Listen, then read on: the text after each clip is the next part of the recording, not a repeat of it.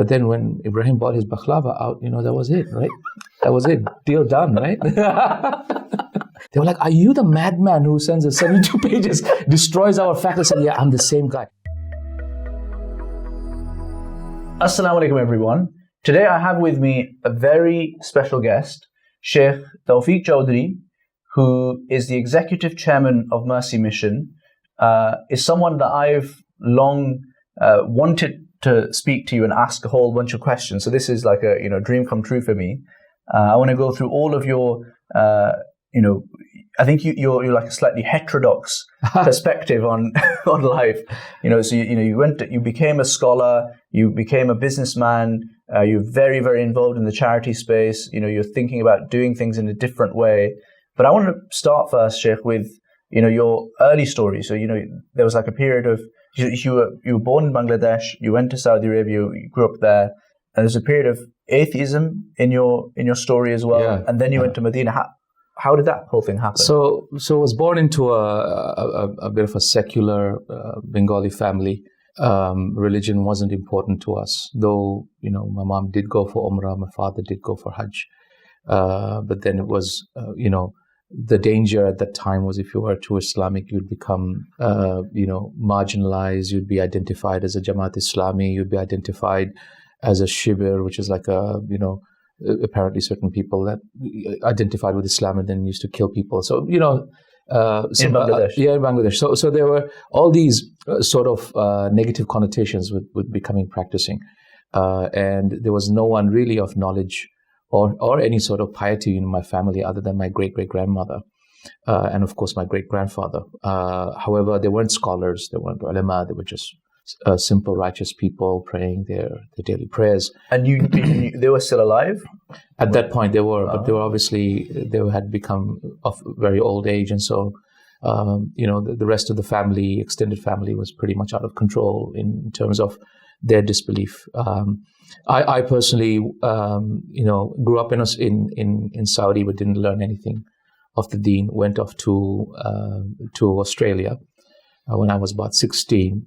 Lived with an Australian family, and it was at that time that I went into a special needs class. Not because I was special needs; it was special because we were chosen because we were exceptional in academics. So it was called a special needs class, out of fun. Yeah.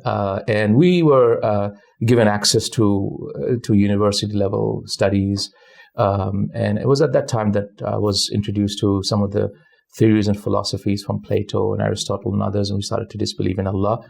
And we unbeknown to my parents, that's when I guess disbelief entered my heart. Yeah? And so they were all, even before then, you were kind of nominally Muslim still? By name. Right. If someone, I would probably say agnostic, not really sure who I am, what I am, trying to figure this out. And it was at that point that I remember, I'm a bit of a mathematician. I was doing my calculations of when I feel the world is going to implode again, because we know that the universe is expanding and then it will start to contract again. So we thought, okay, let's try and work this out. So, it was at that time that I was into this thinking that there was literally no God. Yeah. And what was the shift? The shift was, university. When I finished my high school, I did quite well in my academics, and I went into University of Melbourne University in medicine.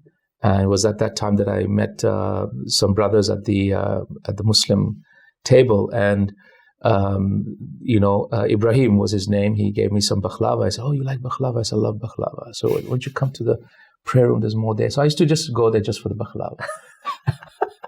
But Ibrahim was smart. He's like, "Oh, okay. Why don't you just do wudu?" I said, "What do you mean? What the hell's wudu?" Yeah. So this is how you do it. Just wash your face, wash your hands, and just come and pray. So it was like, and he was quite smart. That you like borak as well. My mom makes a really nice borak. And so out of food, he used to drag me into the prayer room, and I went there just for food.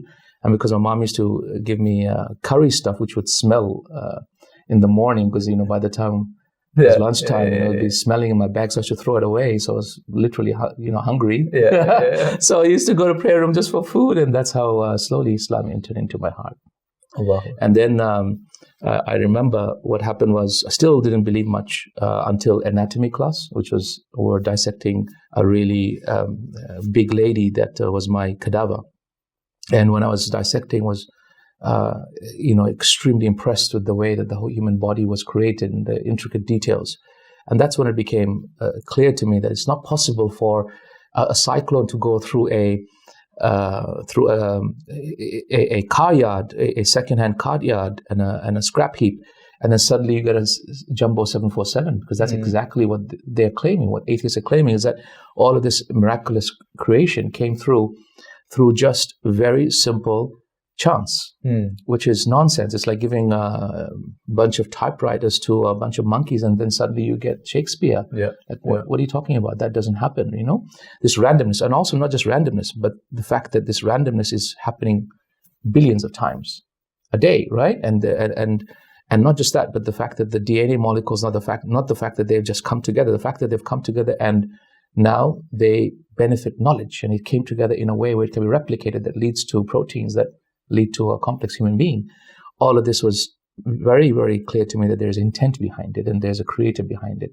That's what Imam started to creep in. And then one thing happened, which was my uncle bought me a Walkman, which was those cassette Walkmans, used to play that. So he bought me a Walkman. So I used to listen to a lot of Michael Jackson at that time.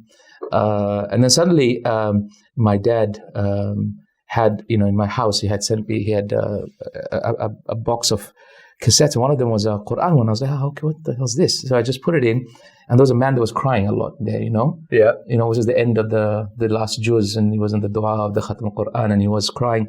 So I used to love the way he cried. So I used to listen to it a lot. And before I knew it, within 1 week, I had listened to it so many times, and I just listen. I had memorized Juz Amma without realizing. Wow. And so what had happened was, Ibrahim was once reciting in the Maghrib prayer, and I was embarrassed there. I was like, no, what am I doing here? So I came literally for his bakhlava and his basbousa. And he had a couple of pieces left, so I had that. And then suddenly Ibrahim looked at me. I felt embarrassed because I was eating his food. So I came and I joined, and he made a mistake in one of the surahs.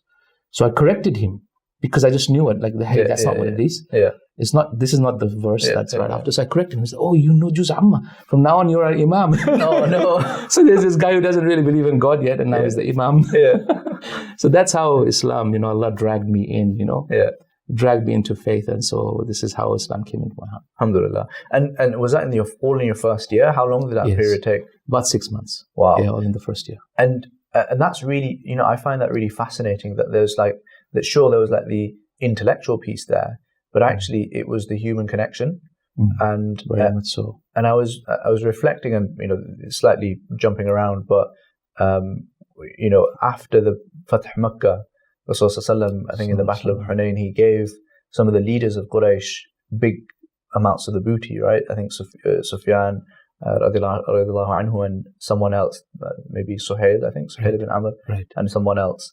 And I was kind of thinking about that, about how it's a very human thing, but it's actually an important part of how behaviors and mindsets and even thinking changes. Right. It's not our disagreement or fight against atheism, etc., can be corrected much by just correcting our character.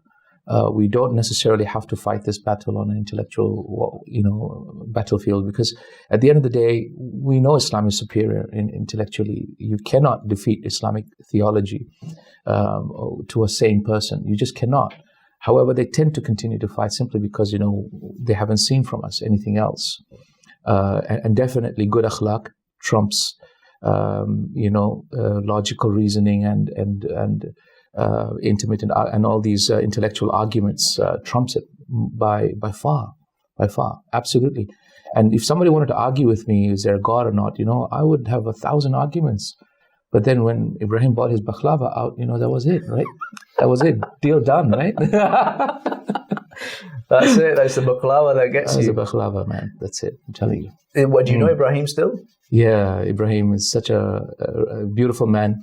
He doesn't know, what his small deed led to it. But rubba dirhamin sabaqat miyat alf, perhaps one dirham has surpassed 100,000, And this is why, and his mom is the one who doesn't even know me. Do you know what I mean? She's the one who really cooked it. She's the one who cooked it. Isn't that right? Amazing, isn't it?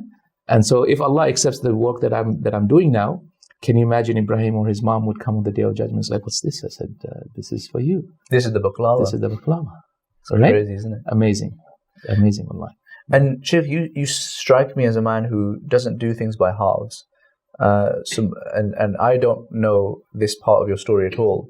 My sense is that once you were you kind of become a Muslim full on, you really leaned into it. And then I'd love to hear what that looked like, and then how you ended up in Medina. I can't do anything half-hearted. I can't. If I love something, I will put all my attention to it. And that's been my story across my life in academics. If I focus, I had to defeat everybody and beat everyone. I just had to. It's not because of see and conquer, not sort of attitude. It's just that I just needed to find out who I am and what the best of my ability was. So once I discovered Islam, that was it. Even in medical school, I was literally listening to Islamic lectures and talks. So there was a Quran and Sunnah Society at that time. I bought hundreds of their tapes. I listened to everybody and everyone. That wasn't enough. So then I found Maulana Maududi's tafsir, rahimahullah, and then I read everything. And I read it probably 3, 4, 5 times. And then I was like, no, that's not enough. And then I went to Melbourne University, the Arabic section. There were rows and rows and rows of Arabic books. And I said, oh, Allah, teach me Arabic. Oh, Allah, teach me Arabic. I've got, I need to read this. And I can't read it. Then I found Abu Ayyub, an Iraqi professor of language that was exiled in Melbourne. And I said, Abu Ayyub, you got to teach me. And he started from, he started from Nahu, right? It's Alfiya of Ibn Malik. I was like, what do you mean? I was like, come, Alfiya is easy, man. Come on. I was like, and he started with Alfiya, and I'm like, I've got no idea of the alif of the Alfiya. You know what I'm saying?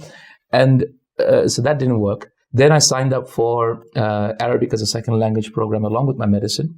In my second year, I took Arabic as an international diploma program in Melbourne University. So he as a new Arabic student, he said, let's go Alfiya. Yeah, he's got Alfiya, right?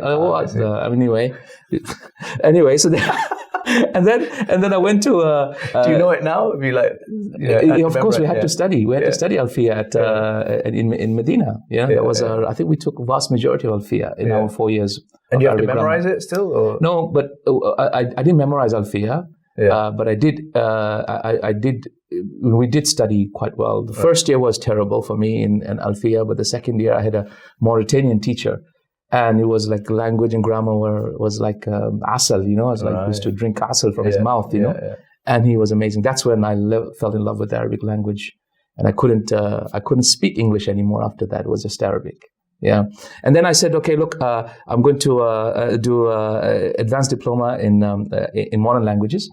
And then there was a Jewish lady teaching me Arabic, right? And I was like, this, and she was teaching me how to pick up girls in a pub in Arabic. So I definitely learned how to do that, but I've got no idea how to understand the hadith. So that didn't help. Then I said, okay, final strategies, gotta work. I've got to marry an Arab girl. Right, that definitely should work, right? Must be. So then I started searching for all these Arab girls to marry. That was the most fun bit of your journey. That was a fun one. Didn't tell my parents, right? So I tried everything, and then it just didn't work. And then I found finally my wife, Lebanese girl, right? And then I ended up teaching her Arabic. So that didn't work. So that's when I said, this is not going to work. I tried everything. That's it. I have to go to some place where I can study Arabic. So I was really passionate. Then these professors from Medina came, Sheikh Abdullah Tuwaijiri and Sheikh Sultan, Hafidhahullah, amazing, beautiful men. And they interviewed me in my dawah center, and they said to me, to my face, they said, you're Indian, Hindi.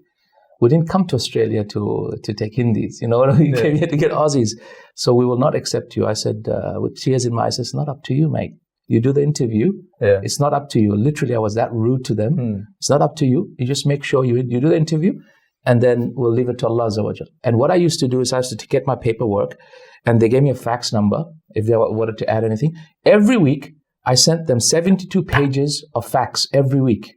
Every single week, I sent them 72 pages until I remember once I got accepted into Medina, They were like, are you the madman who sends us 72 pages, destroys our faculty? I said, yeah, I'm the same guy. That's because you didn't accept me. And you told me you're not going to accept me. So I said, make sure that you can accept me. And how many weeks did you do that? I did that for 40 weeks until I got accepted. Yeah.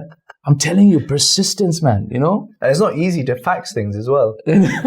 So it was very expensive at that time. So like $50 I would spend every week. It takes time. Just to send a fax to Medina at that time. Wow. Yeah, but I was very determined. I had to do it. The $2,000 worth of faxing. That was quite a lot, yeah. Subhanallah, ya Rab. But that was very much worth it because I got accepted. And my life started to change, you know. And that's when I went to Medina. Then I realized that I'm not going to learn anything in this university because this is nonsense, really. The university itself was catered for academic knowledge, but you don't learn anything in the university. I think 5% of what I know right now is in the university. It's the fact that I used the opportunity university to be completely mutafarriq for ilm, for completely free from knowledge. Yeah. And then I found the students of Shanqiti, Hafidhullah. Yeah. Muhammad Mukhtar Shanqiti. I latched onto them for 6 years until I learned as much fiqh as I can. Read all of Mughni to them. And I think I read Mughni to them 4 or 5 times. Do you like the fiqh? I love fiqh. Fiqh is like, you know, at night would be, so Abu Hanifa, what do you say about this? And Ahmed, what do you say about that? Shafi, what is your refutation? It was like, for me, it's logical because I like logic, you see. And when it was logical argumentation, that's what really, really appealed to me. So I focused only on fiqh and only 1 year or 2 years on aqidah. I saw most of our modern du'at today didn't do that. They were left, right, and center. You know, la ilaha ula wa la ilaha ula mudhabdab. And so as a result, I don't think they really learned anything. At first year, second year, they used to call me Majnoon of Shanqiti because I was blind following him, Shanqiti, in everything he said. Yeah. And you've already got a reputation because of the fax machines. So. Yeah, so definitely. But it was so beneficial because then I had an asl. Yeah. I had an asl. When I'm tired, I know one answer to a question that people ask me. And I think I asked my sheikhs over 3,000 questions in fiqh. And I would have spent over 7,000-8,000 hours studying fiqh with them. And it was the best part of my life, you know. And I remember there were 3 classes that I missed because people came to visit me from Australia. And there were 3 classes. Till now, I have difficulty with those topics in fiqh. But I became so focused on fiqh that I remember starting to come to England in the year 2000 or 2002, 2003, when Raheem found me, invited me to Jimma's conference. I came here. I remember those days. Remember those days? Yeah. So when they invited me initially, first few years I said, I'm not going to teach anything. People used to get angry. What do you mean not going to teach anything? I said, because I'm still a student, I'm still learning. And then I started to teaching when I was in my 3rd year of Sharia. And when I started to do that, my first courses were fiqh of tahara, fiqh of salah, fiqh of zakat, fiqh of jihad even. And just the fiqh of it, right? Not anything else behind it. And then fiqh of menstruation, and I was teaching all of that, and that became the basis for my al-Kawthar courses. Right. That's an incredible journey. And were you in the same period as people like Shaykh Yasir Qadhi, Shaykh Muhammad al-Shareef? Yeah, we were very close. Shaykh Wajid. Sheikh Muhammad al-Shareef, rahimahullah, was finishing off those years. And he was, we had become friends at that time in Medina, but he was in his final years. Yasir Qadhi, we became very close. We were going to write books together. Our friends, our children were friends. Our wives were friends. And when Yasir went through a lot of difficulty in Medina, then I was with him. But I decided to leave before him, finish off and not do a master's there. And I came back whilst he carried on, finished his master's, and then went back to the US. And where did you go back? Back to the US? I went back to Australia. Right. I was preparing for my master's in fiqh because I wanted to do that. But Dad said, come back. And I thought it was enough. I'm going to come back. And I came back and I restarted medicine again from zero. Wow. And that's when I finished my medicine. At that point, that's when I started Mercy Mission as well. Amazing. So, Sheikh, what was how old were you at this point? Oh, wow. Okay. So, went into medicine 17, went to Medina at the age of 19, 20. Finished Medina about 26, 27. So back to Australia at the age of 26, 27. Okay. And I want to spend like the next, I guess, half of this just, getting really kind of, deep into execution Yes. and strategy. Yes. So at that point, how are you thinking about, your roadmap and what led to Mercy Mission? So I saw people, Medina was amazing. Just in my class, which had 70 students, was 32 nationalities. On my right was somebody from Chechnya. On my back was somebody from India. In front of me, somebody from US. And then Hood Bradford, Sheikh Hood was with me all the time in my class. So it was an amazing experience. But no one really knew what they were going to do with their life when they finished. Very disillusioned. Some people thought, okay, I'm going to come back and do a masjid. Some thought, okay, I'll join on Maghrib, etc. For me, it became clear to me, my vision became clear in my last year in Medina, when I finished my Qawaid al-Fiqh. So my Qawaid al-Fiqh, unfortunately, they teach it only in the 4th year in Sharia. But that was what, when I remember Sheikh Sulaiman Ruhaili, rahimahullah, hafidhahullah, when he was teaching me, and I got really angry at the Sheikh. I said, right, only now you're teaching me this? This is what I came for, to understand why Allah wants and what Allah wants with our life in the 21st century. You're only answering it at the 6th year. Don't you get it? This is a knowledge that needs to start off at the beginning and perhaps another summary at the end, right? And you need to wrap the knowledge. This is Qawaid al-Fiqh. Like the usul type thing? Or, it was usul al-Fiqh it's maqasid. It's maqasid al-Sharia and Qawaid al-Fiqh. Yeah, maqasid al-Sharia. It's like, what does Allah, what is the real purpose of the Sharia? Why does Sharia want to cut your hand off? The philosophical underpinning. Yeah, the philosophical underpinning or the thinking of Allah, the reasoning of Allah behind His ahkam. And that is what made the most sense to me. So that's why even when I started Al-Kawthar, I started off with Qawaid al-Fiqh first.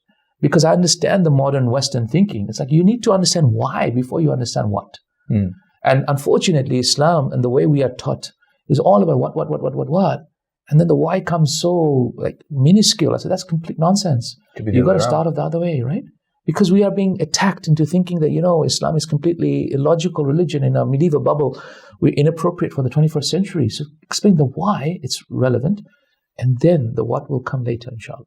So I in everything I do in my life from now on, the why is far more important than the what. In fact, I don't care about the what at all these days. And I leave it to people smarter than me about the what and how. In fact, the how is probably, if anybody talks about the how in front of me, I'd probably shoot him down. I say, you know what, you just, because how becomes the fulcrum of the shaitan, I call it. I mean, it's like, let's say, for example, we're going to launch a bank. First thing is, they don't even ask why. The first thing is like, what? What bank? Okay, Sharia compliant Islamic bank in UK. The next question is always, how? What do you mean you're going to launch a bank? We don't have any money. We don't have this. We don't have a license. And that's when I was like, come here. Do you disbelieve that Allah can do everything? Do you disbelieve that? No. Then believe that Allah can do it. We're doing it. And the reason why we're doing it is this. So all I do is concentrate myself on 10 hours with my team on why we need to do a bank. You see, when you drive, if we are marooned on an island. Do you want to do a bank? I do. All right, let's do a bank. Let's do it. Let's do it. So if you're marooned on an island, you want to get off the island, right? There's two ways of doing it. The typical way, which most people do, right, which annoys the hell out of me, is like, okay, Abdullah, you guys get the wood, and over you guys get the rope, get that made, and can you just get some fish done, cook some fish so that we can eat whilst we're doing all that. And then they try to make the boat, and then they try and get off the island, and then the waves come crashing down, and then they break, and then they give up because they tried, and the second trial, third try. But if you can drive them mad, but hey, what do you miss about the UK? UK is my wife, UK is my home, UK is a hot shower, UK is amazing food, right? And what else do you miss about UK? And you drive them wild, passionate, mad in their love for going back home. I'm telling you, they will find the best strategies. They'll do it, yeah. They will do it. You don't have to do anything, and you'll learn from them. Like, wow, I didn't think about that. Oh yeah, you know what I'm saying? And even when they fail, they will try again. Because they're like, okay, now we learned how not to do it. instead of, we failed. It's not a failure. It actually becomes just a trial for them. Yeah. And that's what I've learned about human behavior. It's about the why. It's never about anything else. It's about the why. So I needed to know why. Why did Allah create me? So I learned that was the reason why Allah wanted Sharia, and why Sharia is important with Qawaid al-Fiqh Maqasid al-Sharia. And then I was really, really looking for a purpose for myself. Like, why does Tawfiq exist? And why the hell did I leave my medicine? I came third out of Australia in my academics. So I was academically top, right? And Medina I did fairly well. Like, why? And then one day I was just passing by the grave of Muhammad sallallahu alaihi wasallam in the Rawda, and prayed in the Rawda, and I was just passing by again, thinking about what am I going to do with my life? And a thought just came to me, saying that if you want to follow this man here, not enough to just simply pray how he prayed and fast how he fasted. You have to do with your life what he would have done had he been alive. That was it. Just the way that was phrased was enough for me to know that my purpose was to fulfill the vision of the final messenger. So I came back home and I said, okay, locked my room in my study, and I took a whiteboard, and I took all these sticky pads, and I said, okay, what would Muhammad sallallahu alaihi wasallam have done right now if he was alive right now? Okay, he would have helped the poor, he would have supported the final revelation, he would have done this, that, etc. Put 50,000 things that I feel the Prophet would have done. Then I started tagging them along, and I grouping them together, and I put them into 9 groups. That became my DNA document of my vision. Brilliant. Right? And that's how I put my ideas together. Does that make sense how I thought it? Does, yeah. What are the 9? Yeah, sorry? What are the 9? So the 9, I don't remember all of the 9 right now, but one of them, for example, is he would have preserved the final revelation, okay, or he would have preached the final revelation. Yeah. He would have, for example, he would have taught the next generation. Yeah. He would have defended the borders of Islam. Yeah. Another one would be, for example, he would have invited people of other faith to our belief. Yeah. He would have healed the sick and looked after the poor. Does that make sense? Yeah. He would have looked after the Bayt al-Mal. So I wrote down all of these 9 categories, yes? And once I categorized them all together, I needed to summarize it into a vision. I did that many years later, into the vision for my life, and that became the vision of Mercy Mission, to achieve a world where every Muslim can live faithfully to their belief, building an exemplary Islamic community that benefits humanity. Yeah. So that was sounds like something Iqbal Naseem would no, say. Iqbal Naseem. Yeah, he probably he would have got it from me, because he joined me a lot later. I think 3-4 years later. But yes, correct. So that became the vision. That became our vision, and then of course we had our purpose, which was very clear, which is to achieve the eternal pleasure of Allah Almighty by striving with excellence to pursue the vision of the final messenger. And that used to drive everybody wild. That was enough to bring in the best of the best people who, and from the people that work with me now, each one of them can launch their own organizations. They don't need to follow me, work with me, but they do because of the power of the way that we're able to communicate our vision to them. Yeah, and so Shaykh, I guess this is a good point to think about, the charity space generally. What makes Mercy Mission special? And how are you, cogs and wheels operationally structuring it that is different, and what can potentially other charity people learn from it? So I think what makes us very different and special is because we have a real focus on why Mercy Mission needs to exist. If we felt Mercy Mission didn't need to exist, we would not do it. And we because of the fact that we feel that the vision of the final messenger is yet to be serviced, there are huge holes in the Swiss cheese model of the dawah that we have developed today, that we believe that there was a deep need for an organization like Mercy Mission, a social entrepreneurial community development organization that would focus on filling in the holes in the Swiss cheese model. So if you look at Maslow's hierarchy of needs, and you developed a structure for the humanity based on that, some communities are at the lowest level, which is, I call it off the boat mentality. Off the boat mentality, there's still the blue collar workers, masjids, halal food. Then comes civic pride, which is where British Muslims were or still are, which is, I'm a proud British Muslim. Yeah, and that's where they need their schools and their funding institutes. and they'll need their zakat agencies. Then you've got a fulcrum that projects them into the next stage, which is media. So that's where an Islam channel, and all of these media came across, right? That became the fulcrum. That gave voice to us, right? That pushed us into the next level, which is the deep roots. And that became the roots upon which we go into society. And that's, for example, the deep roots are, for example, South African Muslims, 300 years, 200 years in South Africa. So they have become deep roots. They are ingrained in society, you know? And so, and just like the Jews are ingrained here in this society, deep roots, we call it. And that's when you need your universities, you need your think tanks, and you need your politicians, lobby groups, right? You need people in parliament. You need patrons of the arts. You need all of those sort of people, right? Venture capitalists. And then finally, it's called responsibility. Well, Allah might give you a country to run, such as, for example, Erdogan and Turkey.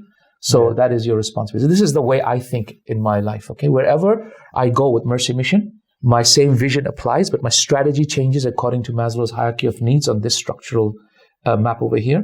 And that's how I frame my thinking. And what projects I focus on in each of them depends on maqasid al-sharia, on the goals and purposes of the sharia, which is first preserve the deen. If not, then you preserve life. And then thereafter you preserve your progeny and your honor, and then comes wealth, right? So the five maqasid al-sharia, that gives me my clarity on what I should be focusing on first, right? And when I focus on those 5 things, first thing I do is do anything that attacks it. So first projects should be about defending the faith, removing anything that reduces our life, anything that hurts our mind and our progeny and our wealth. And then that which promotes our deen, promotes our health. Does that make sense? So first we do no harm before we do good. And with all of these qawaid and these principles, I've developed my projects that we do in Mercy Mission. So this is why there is a huge ideological clarity behind the work I do, which is born of my belief in Islam and my training in Islam and my understanding of maqasid al-sharia.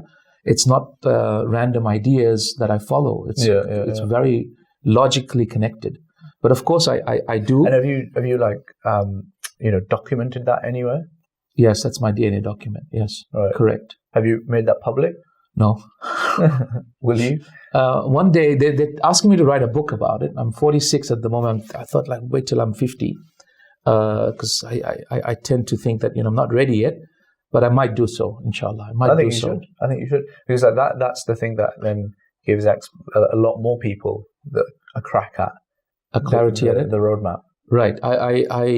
People have been asking me to do so. I might do it, inshallah. But at this point in time, I just wanted to validate my idea, whether it even works and if it's correct or not. So far, so good. So far, so good. The other thing that I have also done is I've created something called vision, and then you've got your purpose and your vision.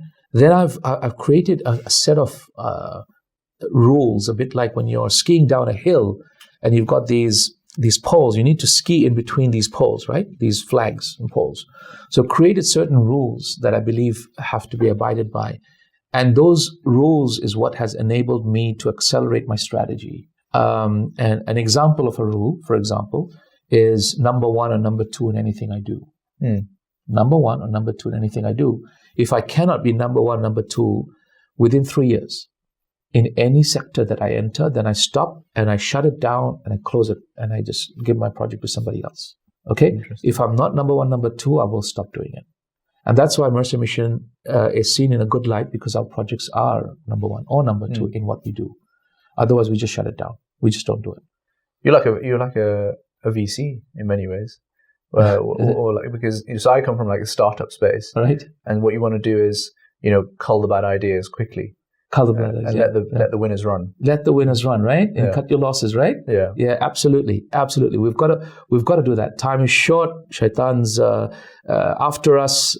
Angel of death is looking for his appointment with us. We ain't got time. Not enough money. We've got 1 billion people to guide, right? So that's it. Stop doing something which doesn't work. That's nonsense. Don't tell me it's your passion. This is what I hate today. Is like, oh yeah, follow your passion. What nonsense are you talking about?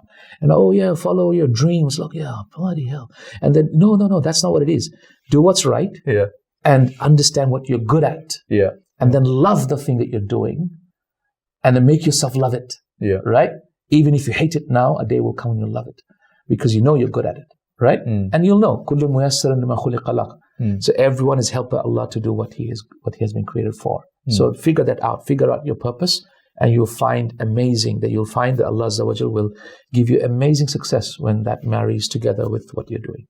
Shaykh, I wanted to segue into the business, but we were having this discussion a few days earlier, right, around charities and how they manage money, finances, and I feel like there's a lot of money in the Muslim community, particularly in the charity sector, and I feel like the way that they deploy that and manage that can have a real bearing on, because they're the irrigation, they control the irrigation lines of the Muslim community, and if those guys are not pointing in the right direction, it affects the Muslim community. I'd love to get your sense on that, and then we follow the water down this irrigation line, and let's get into business as well. Yes. Yeah. One of the things that annoy me a lot when I hear trustees and CEOs saying that we are bound by the expectation of donors. That annoys the hell out of me, because it's kalimatul haq yurid biha batil. You know what that means? Meaning that it's a statement of truth. Of course, the donor's given it to you, you need to use it for the purpose that he's given it. But it's kalimatul haq, but yurid biha batil. And batil is that you just do whatever the donors want. I mean, if we do whatever the donors want, the world will be full of just masajid. Right? Because the donors just want masjid and they just want to look after orphans. That's it. Yeah. There's nothing else of the whole infrastructure of the Ummah would be done. We'll have a lot of wells. Right? We'll have a lot of wells. The well in London. Well in London, right? Yeah. It's true. I mean, because that's what the donors know. They just, when they are emotional, they just think about whatever comes to their mind. And the shaitan makes them think about the least of the things and then take them away from the greater of the things. We wouldn't focus on schools when schools are far more important today than many masajid are, because we have enough masajid, for example. We would focus on imam development rather than the masjid, because you can't just have a brick and mortar without the people to run it. And that's what happens in Indonesia. I found 10,000 masjids, and 5,000 of them were actually sheep are grazing in the masjids because there's no imam anymore to lead it. I've literally seen masajid where there are sheep grazing in the masjid because there's no imam to lead it. Now, what was the purpose of this? And this is why, I pick fights with a lot of the dawah organizations, because they're like, oh, mashallah, banayna ashara alaf masajid, mashallah. Basically they said, oh, we built 10,000 masjids. I said, you know what? You built 10,000 graves. That's what you built. They are just bricks and mortar. Masjids are thriving places. If you don't build the people with it, you will simply have just a brick and mortar. We've seen that happen. We don't want that to happen. We want today trustees that understand that you want to motivate and educate the donor. When you do that, initially you take a step back. Initially donations are less. Initially, yes, you're right, it doesn't work. But if you focus on educating the donor, you will get the donations where you want it. You will get the donations where you want it. I mean, can you believe I have raised tens of millions for schools? I have raised tens of millions for TV channels. I have raised tens of millions for weird projects that I believe should be done, because I have stood in front of the donor and convinced him that a masjid is not the right thing to donate to. You should be donating to that project, right? Like telehealth project, for example, which we did in Pakistan and India. Yeah, telehealth project. And which donor thinks telehealth is important? Well, it was important. We could get healthcare to remote areas through just a motorbike, So, and we could send a SMS-based script to them, which was amazing. But that was not in the donor's mind. They were thinking something else. So it's very critical that our trustees and our CEOs of our charities understand their real role, and that is to create their own vision, clarify it, and then to educate the donors. Even if that initially means that you're growing slowly, so be it. Yeah. Let me push back on that, Shaykh Tawfique. So, I get it. But a charity guy would say, look, Shaykh, that's easy for you to say, but this is, it's like the prisoner's dilemma. It's a zero-sum game. And if, if someone else is offering the proverbial, candy, here's the water well, and I'm offering them telehealth in Indonesia, people are going to go for the candy. And there's only a finite amount of, money out there. And I think that's what happens, right? And then ultimately they all evolve into just offering candy. What are your thoughts on that? My thought on this is that we are only touching the surface of the giving. We have so much wealth to give. And I think if we were to look at the amount of giving that we're giving, yes, Muslim community, mashallah, is giving a lot, but total giving in the West, for example, is 0.8%. 0.8% of their net wealth, for example. So I don't think we've even touched giving yet. If we truly focus on giving, the pot would get far larger. That would be number one. Number two, just because someone else is going to take that money, don't judge yourself on the revenue you earn. That's vanity. Sanity is the impact. You must judge on your impact. It's not about the number of police officers that you have. It's the amount of crime that you've reduced. You with me? It's not about the amount of money you've collected. It's the amount of impact that you've done with it. Rubba dirhamin sabaqat miyat alf. And that's why I spent yesterday with my trustees in Charity Right and say, okay, look, we are about £5-10 million pound organization. How can we now have the impact of a $50 million organization?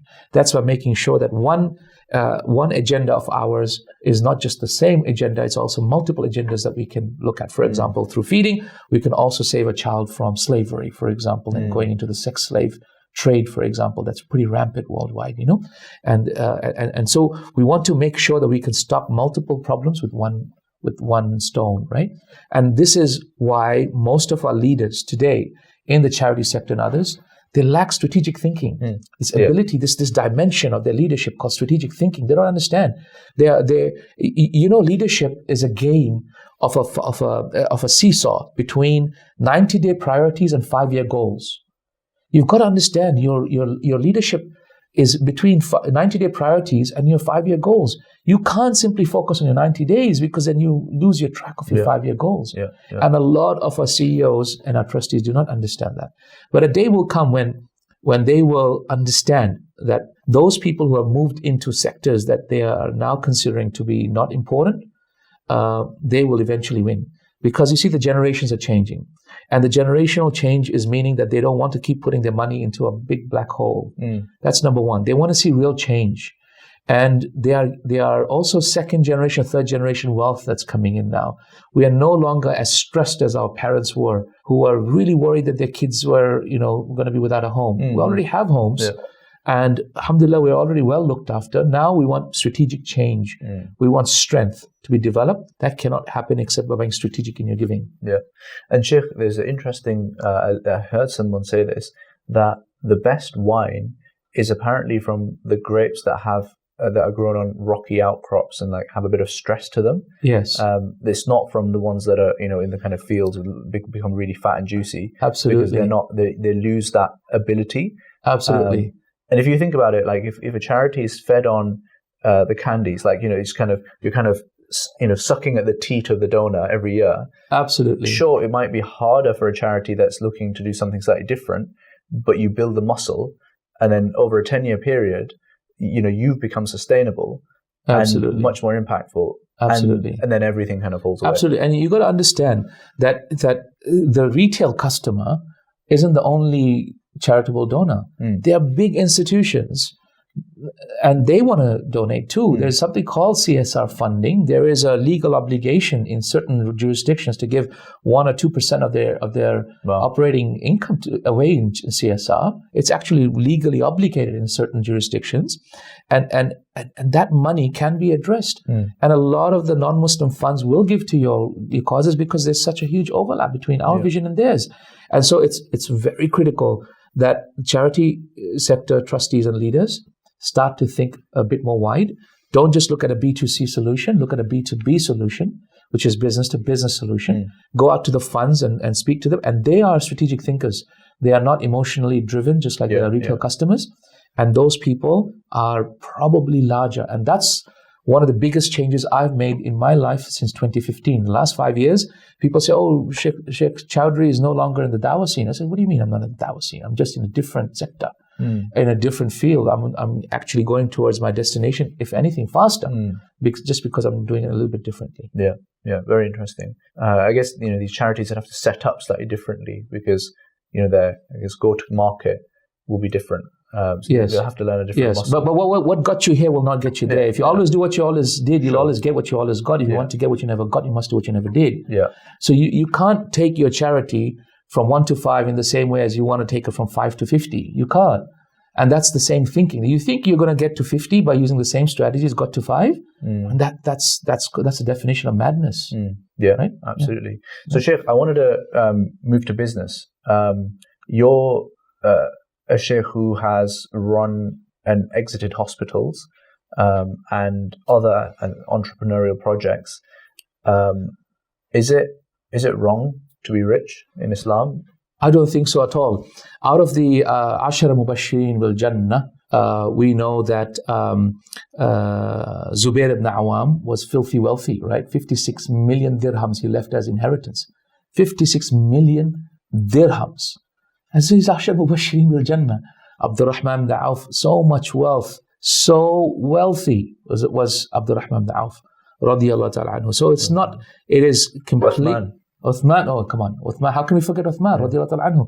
The wealth that he had, it's complete nonsensical to say that, we have to be poor. And how many of the prophets of God were filthy wealthy as well, Ya Dawood, inna ja'alnaka khalifatan fil ard. Fil ard, the whole dunya was given to him. And then Sulaiman, of course, not just the dunya, and he asked for it, right? Yeah. He asked for it. And not just that, look at Yusuf. Ij'alni ala khaza'inil ard inni hafidhun alim. Right? So no, it is not wrong. And I make dua to Allah, oh Allah, I'm from those slaves of yours who poverty and being poor does not benefit me in any way. Make me wealthy and rich. Make me strong. Yeah. So that's what I pray to God. But with the knowledge that, of course, it does increase your questioning Yawm al-Qiyamah. But as long as your intention is correct and you've given it away before you've died, then alhamdulillah, inshallah, your questioning can decrease as well. So what I would suggest is for all my brothers and sisters to get as strong and as wealthy as possible. Yeah, but it does open up a can of filth, okay? Yeah. Because money inherently corrupts. Yeah. So you have to surround yourself with people who understand the meaning of money. Money is oxygen. Money is not just earned for the sake of money. Money is oxygen, so you can do more with it. That's why I don't call it money anymore. I call it oxygen. It helps me to understand. I need more oxygen to breathe. I need more oxygen to grow. I need more oxygen to run faster. Sure. So that's what gives me clarity in myself, that oxygen is the right thing. Sometimes oxygen, if it's too much, can make you blind. So too much oxygen, when we give it to our children, it makes them blind, right? So we have to control the amount of oxygen as well. So that's how I understand money in my life. Interesting. And I suppose, we did this like long article or, bit of a brain dump for me on wealth. And I think for some people, it might not be the right thing, right? I feel that different people can handle different amounts of wealth. And you kind of know where you're hitting a limit where, it's affecting, it's making you go blind, for example. Yeah, you're right. You need to see, you need to commensurate or match your wealth to your vision that you have in your life. Yeah. After a while, money is no longer useful. It doesn't increase the quality of the food you eat or the type of car that you drive. It doesn't. It only increases you in headache because of the management of that fund. So you need to understand what is the purpose of the reason that you have. I mean, I personally have an intention to become a billionaire, and I don't intend to stop until I do. And not even just the first billion. That'll be now I did it. Now let's replicate. Do you know what I mean? I intend to do that. Now, of course, in that path, it will be very hard. It will be fraught with difficulties. But I would rather choke on greatness rather than revel in mediocrity. And that's exactly what I find people are doing. This reveling in mediocrity when really what we should be, dying to achieve greatness, if not, saying that we tried our best. Absolutely. And Shaykh, what about, because I find that now that we're talking about wealth, I find that certain communities, let's say we were talking to, there's a guy who runs a TikTok channel, YouTube channel called like Jewish Finance. And he talks about how the Jewish community is really good at working together with each other. And we're actually going to do a session with him on like how that happens and all that sort of thing. Nice. So yeah, watch that one. But nice. What's your, what have you seen in the world of business with Muslims? And, and it's not just business, it's also, politics, media, it's all kind of interrelated after a while. I've seen Muslims were still first generation. Everyone's worried about their own family, nafsi. That's perfectly fine. Just like kids when you're growing up, everyone is pretty jealous. and my kids don't share, and you got to tell them, Aisha, you got to share your toy with Zainab. You know what I mean? And we're at that level at the moment. Relax, just give them the first generation. You know, that's why Musa alayhi salam was not blessed with Jerusalem with the first generation. But it was on Yusha bin Nun. It was after the second generation, their children, who Allah blessed them with Jerusalem, right? So relax, let's just be calm. First generation, uncle, auntie, chachi, dadi, you know, they just made their all halal food, and now they have a little bit of money, and now they've bought their homes, and now they're so worried, beta, kuch nahi dena, put it all in property. Put it all in property, right? Everything is in property, and just keep buying more property and whatever else. And now the son is, you suddenly coming home and say, Mom, what about cryptocurrency and Ethereum and all that? What the hell is Ethereum? You know what I mean? Take your Ethereum. So he doesn't understand, you know, so this is the challenge. Dogecoin. So you're going into that phase where people are now investigating. It's a new generation, new wealth, right? So I think this is growing pains. Very soon, in about 20 to 30 years, the second generation will have taken that wealth, and they will no longer be that afraid. They'll be a bit more entrepreneurial. The second generation I'm very encouraged by. And the third will be the strategic thinkers, the builders of institutions that last centuries, the banks that they will last centuries, the new Rothschilds that they will come from the Muslim world. That'll happen. So, Shaykh, let's say there's a 28-year-old woman or man who is in a relatively good profession. They're feeling a little bit aimless, and they're sat in, I don't know, New York or London or Tokyo, wherever, and they're Muslim and they want to do something. What's your message to them? My message is give everything away in charity. Number one, right? You know me very well. I do not say what you're expecting, right? I will be totally because I found that it's such people who have radical ideas that actually work. They actually work, right? Okay, so number one, the first thing is who has all money? Allah Rabbul Alameen. And you have very little right now. You might have a car that's worth $10,000 and you've got a little bit of cash in your accounts. Number one, the first thing I did when I started business in 2015, I said, look, I wasn't really busy in my medicine. I was very busy studying, working in the da'wah. I had put on a lot of weight. I was really fat at that point. I'm still a little bit overweight, but at that point, I had overlooked many things. So I didn't even have a house. I didn't have a car. I had a car which was a 2009 BMW i5 Series. It was like very little cash in the accounts. I had a property here, a student-led property here in Leeds, which was only £30,000. I bought it whilst I was doing medicine. And then I said, you know what? I can't build $1 billion empire with this. In fact, it's a distraction. So the first thing I did is gave everything away. Give it all away. Ridiculous. And that's the first thing that I remember that freed my mind up. Okay? First, I gave it all to Allah. Allah, from my hands to your hands. Because I trust you and I don't trust myself. And the money is too small anyway. And for you, it's very little. But I know for one thing is that you blessed the ants until the ants are the largest number of the creation that we can see, simply because they gave certain small things to Allah Azza wa Jal. They gave their offering. And that is what caused them to be blessed. And that's what the Mufassirin say. And so I did the same thing. I'm like an ant, Ya Ram, I'm giving you less than what the ants offered you, but you blessed my wealth. Okay, so that's the first thing I did. That's why I tell anybody who wants to make wealth, give everything away to Allah. I know it sounds ridiculous. Oh my God, how am I going to live? I said, put yourself in that fear where you're only calling on Allah purely intently, and you watch what happens. Okay. The second thing I did is, okay, all right, who has all the wealth? I said, billionaires. And I hate millionaires because millionaires are stingy people. They're stingy people. They make $1 million, then they bloody put it away into some sort of fund that gives them 3% or 4%. And they're getting their 30,000 of their 1 million, and they'd rather not give their million away because they have to give it to their chota and mota and lota.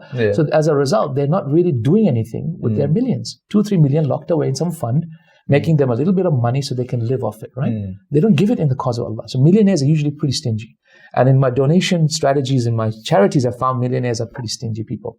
So who are the real givers? They're the billionaires.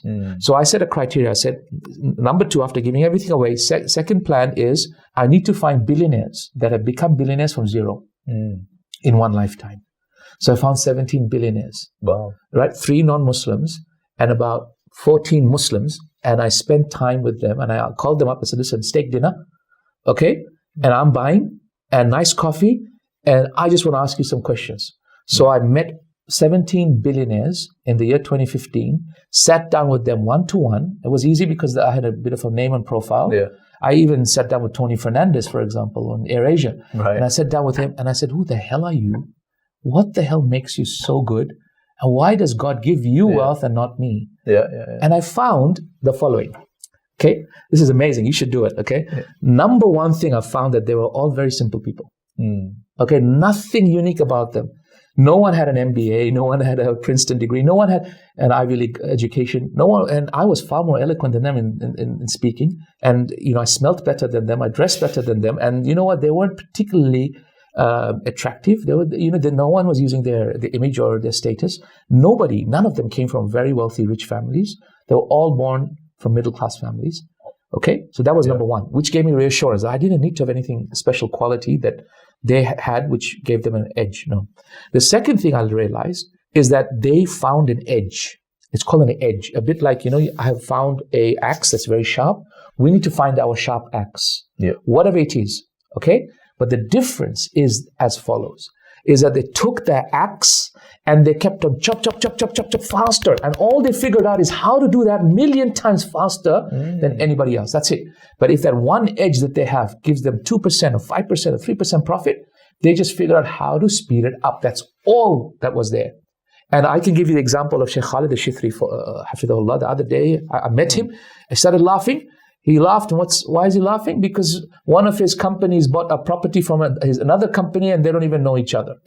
So he's laughing. So I said, how did you make money? He said, this is how I did it. I had 100,000 riyals. I bought a piece of land. Then I straight away put it onto the market. And everyone said, look, Khalid, you're stupid. Wait for 2 years. Let it go up 10, 20%. Then sell it. He said, no, I'm going to put it in the market.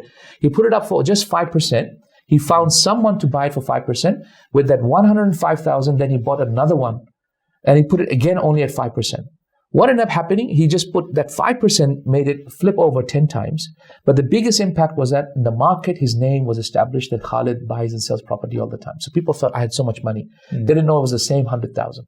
So people started offering me deals. People started offering me money. Before I knew it, he had become 14 billion Saudi riyals within 12 years. 14 billion from 100,000 riyals. So I said, you know what? That's it. That's how I got started. When I had nothing, I ended up at the hospital. And I just sold my hospital last year, alhamdulillah. Alhamdulillah. What's next? A group of hospitals, inshallah. And a property fund, inshallah, to focus on land banking and property development in Australia, inshallah. In Australia? In Australia, inshallah. I hope it works, inshallah. Let's see. No, may Allah subhanahu wa ta'ala. Ameen. What's your edge, Sheikh? My edge, I think, my edge is I can make people do things they don't want to do. I think as some of my team members says, that you can make people leave their jobs. And I think that's right. I actually can. And a lot of people might listen to my lectures and actually literally change their course. Because you know what? They says, this guy literally he proved that it actually can be done. That's my edge. And I think in business, my edge is probably healthcare. It is just the most easiest thing in the world for me. Yeah, it just comes so natural and easy for me. Not because I'm a doctor. It's just the easiest sector for me to enter. Yeah. Alhamdulillah. Well, Jazakallah khair, Sheikh. I rarely make notes where I'm actually like learning stuff in a podcast. But Kabzi will tell you that. But that's been really helpful. Jazakallah khair, and I'm sure many, hopefully hundreds of thousands will benefit. Look, I'd just like to say that, look, you're doing an excellent job. Please keep doing it, okay? Don't worry about the size of who you are at the moment. Opportunity will strike, and the fulcrum of chains will and all the chains will come together, and all the hub and the spokes will come together, and you will accelerate very quickly. My suggestion would be just disrupt the thinking of the Muslimin. What got us here will not get us there. We have new challenges. A day does not come except that the fitna and that day is worse than the day before. So we have to think differently. And that's what makes us different, and is because we think different, not just because we are different, right? So it's very critical you continuously challenge. And I ask you to challenge the mashayikh and the ulama, especially the most rigid people on this earth. They are the ones that need to change and challenge, not because they want to. I want them to become, leave the Quran and Sunnah. No, use the Quran and Sunnah, but understand the challenges of the modern society and think outside the box. Yeah, and benefit from what all the people around us have done. We live amongst non-Muslims as benefit from their knowledge, not just in English and maths and science, but really the strategies that they've done. And the final thing I'm going to say is conquer your fears, your worst fears. And I realized from my life that the fear of fear is worse than the fear itself. Okay? In fact, when you put yourself in a situation of fear, it's not that bad really. And I think COVID taught us that, right? COVID taught us that. We're still here. We're still, doing well, even though a lot of us did go through great difficulties. But mashallah, you know what? Despite that, we're still here. So put yourself in a situation of fear and trust Allah subhanahu wa ta'ala to get it done for you. And Allah Azza wa Jalla will, if you do trust Him, He will get it done for you. But just enjoy the ride initially. There's a roller coaster ride that He puts you through. Yeah. Enjoy the ride because it's going to end. Barakallah feek, Shaykh. It's been a real pleasure. Pleasure is mine. Thank you so much for having me. Assalamu alaikum. Assalamu alaikum.